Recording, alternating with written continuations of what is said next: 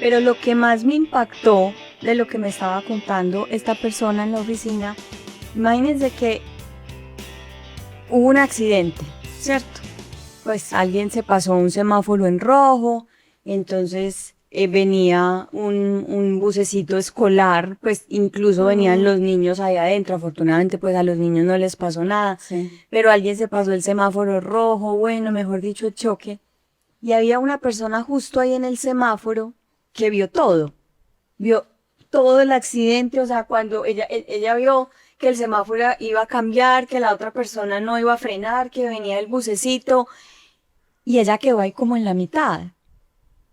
Y ella pues nos decía como, y yo me quedé ahí y yo no sabía como ni qué hacer, pues, y ahí es uno donde dice como, entran los primeros auxilios o qué se hace, o uno cómo actúa, María, uno cómo apoya ahí, pues qué podría hacer uno si es el que ve el choque, o qué puedo hacer yo por esa persona que fue la que vio el choque y que se quedó como en choque y que después quedó como con un medio trauma, pues digámoslo así, o sea, cómo actuamos en ese momento, María.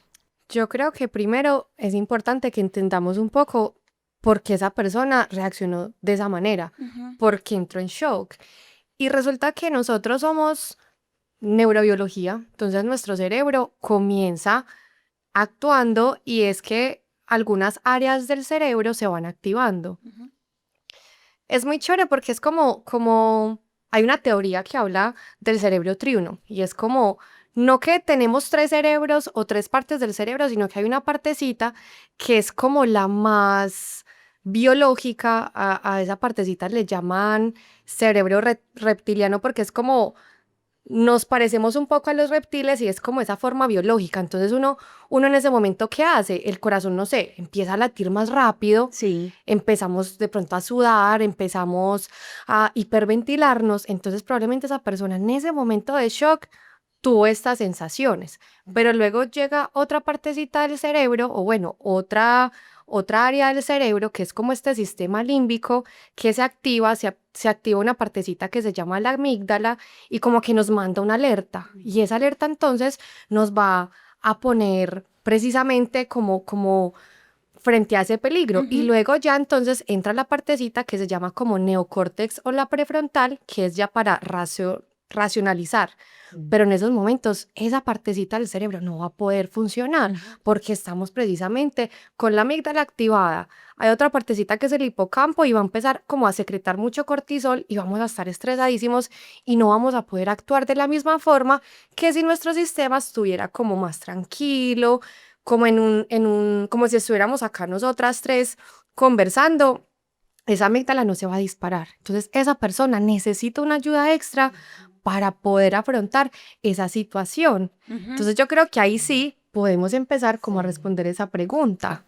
Por eso crees que todos reaccionamos distinto, que Ujú. aunque digamos el cerebro esté compuesto de la misma manera, también lo que percibimos de ese momento es importante también tenerlo en cuenta, porque por ejemplo, todos reaccionamos distinto frente a un accidente, un robo. También. Hay personas que dicen, increíble que yo me haya enfrentado a este ladrón o que yo me haya quedado Paralizada. paralizado. Decir, aunque el cerebro está compuesto de la misma forma, que hace que las personas reaccionemos de formas tan distintas a ese momento.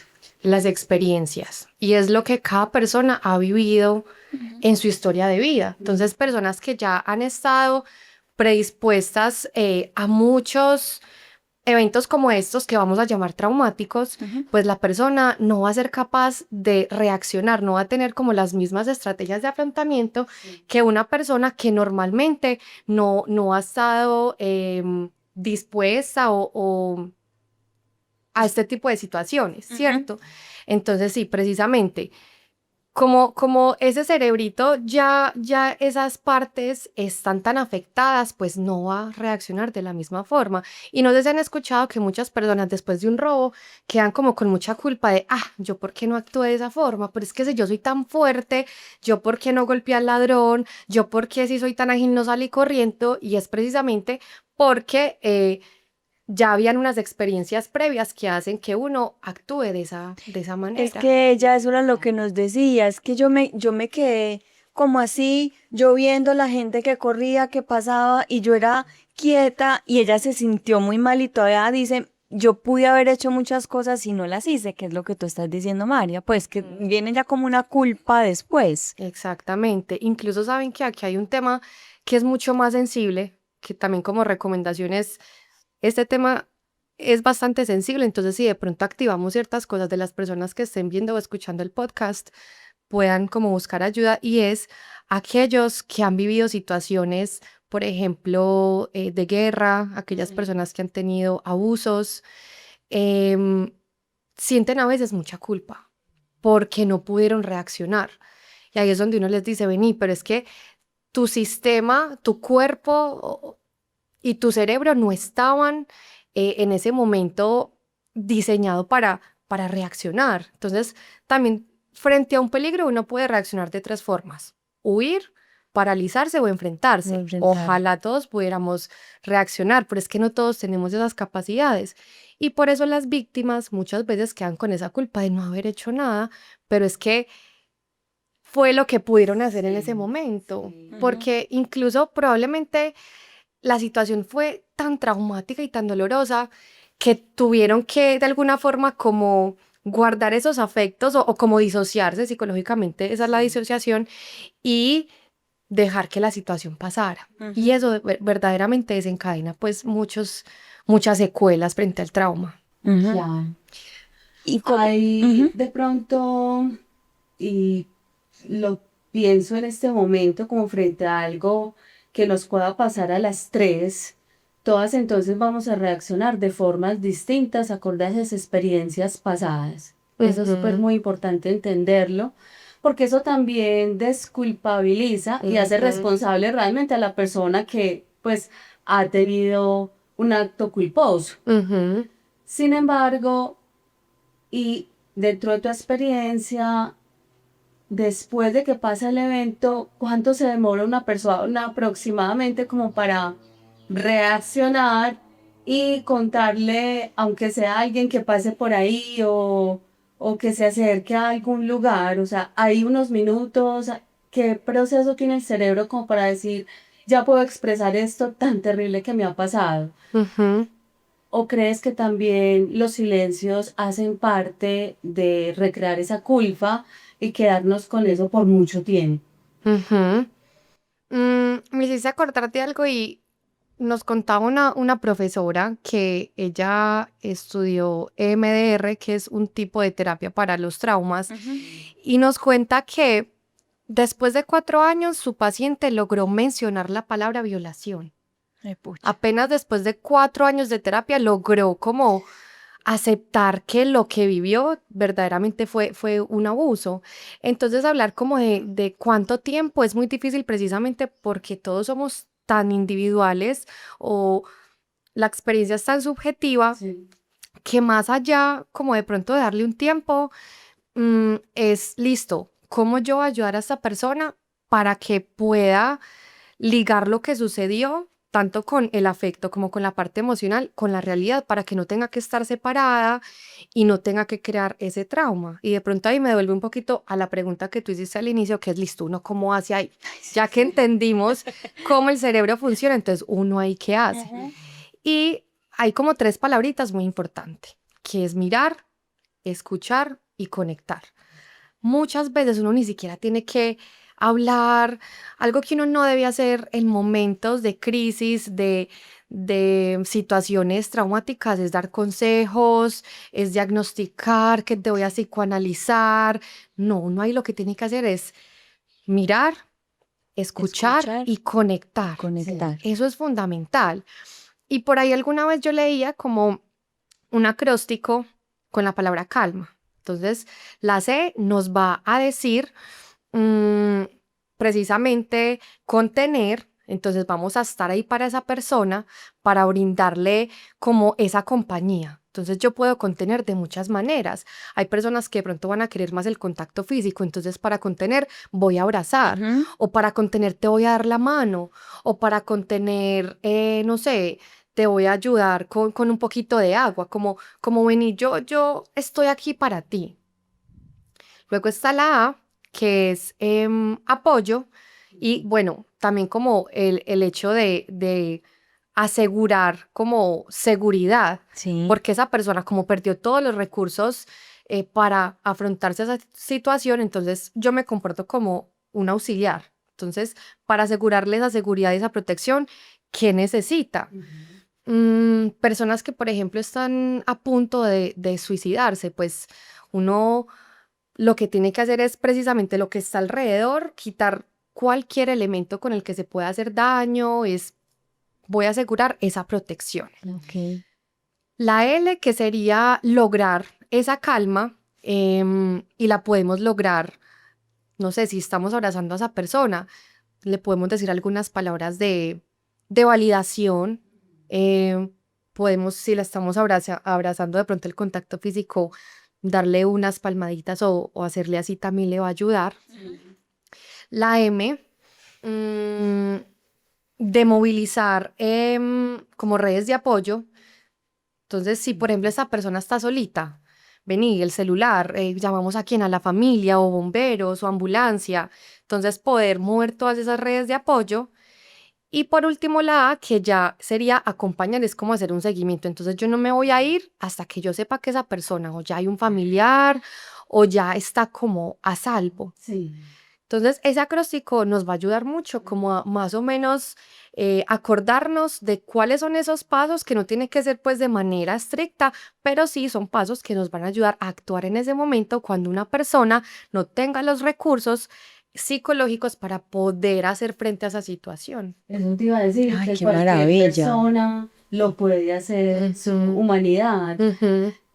sin esperar entonces como voy a hacer esto para que el otro reaccione de esa forma, no, esto es un acompañamiento independiente de la reacción que tenga la otra persona, Ujú. porque al fin y al cabo acaba de pasar por algo muy complejo. Qué bonito. María, y eso tiene un nombre, pues eso se llama como ayuda momentánea. No sé, eso tiene un nombre porque me parece Ujú. demasiado bonito. Ujú. Demasiado bonito. Como tal, el nombre grande es primeros auxilios psicológicos. Primeros auxilios Que así psicológicos. como hay primeros auxilios médicos, que hacer reanimación o brindar pues que el cuerpo pueda estar estable, también hay unos primeros auxilios psicológicos que nos van a ayudar a regularnos a nosotros mismos, a otra persona, esa partecita mental y emocional. Ujú. Yo le llamaría de pronto a esa parte del acróstico pues como técnica calma, podría ser, pero el nombre grande es primeros auxilios psicológicos, que no tenemos que ser psicólogos para aplicarlo, no tenemos que ser ningún profesional de la salud mental, sino que como tú decías ahorita, el ser humanos ya nos permite hacerlo. Ojo, no podemos, como les decía ahora, empezar a dar consejos o querer ser psicólogos y entonces cuéntame tu historia o ven, vamos a intervenir. No, ya de eso se tiene que encargar más adelante un profesional de la salud mental cuando la persona vuelva a su estado basal, cuando ya no esté activada esa amígdala, cuando ya todo su sistema nervioso no esté activado y pueda lidiar con eso que le pasó. Ahí ya va en donde María.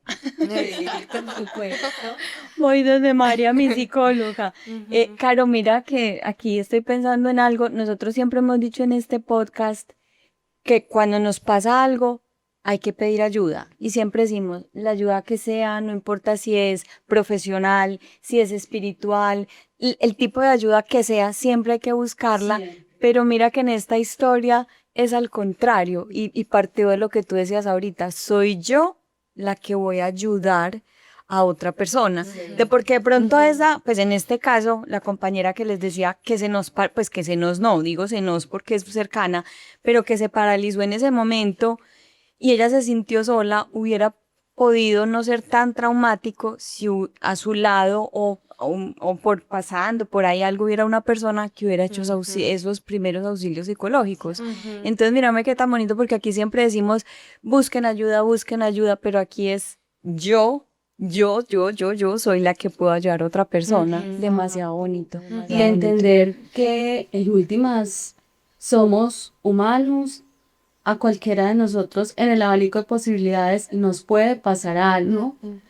Y es cuestión también de hoy reflexionarnos sobre el tema del tema preventivo, porque pasar por historias tan complejas y tan fuertes también deja una huella en el corazón, en el alma, en el cerebro. De pronto podríamos reflexionar entre las tres qué actos pudiéramos prevenir para que esos asuntos no tengan que pasar con tanta frecuencia. Al menos aquí en la ciudad de Medellín hay recurrentemente más accidentes de la cuenta, suicidios, digamos asuntos también de riñas callejeras, Delincuencia. delincuencia. Y creo que es ahí donde, y en la familia, también hay asuntos muy complejos en el tema del maltrato y de la violencia.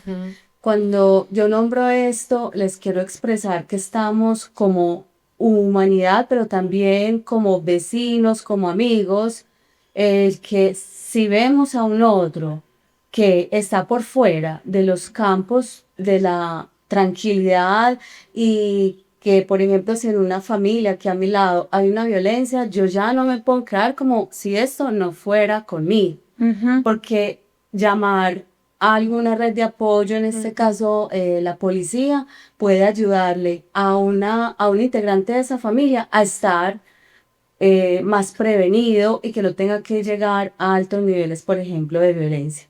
Entonces pienso que una primera estrategia es poder hablar y ya no es quien le pase el asunto, sino también quienes los rodeamos. Creo que es muy importante desde ese campo como estrategia. Súper.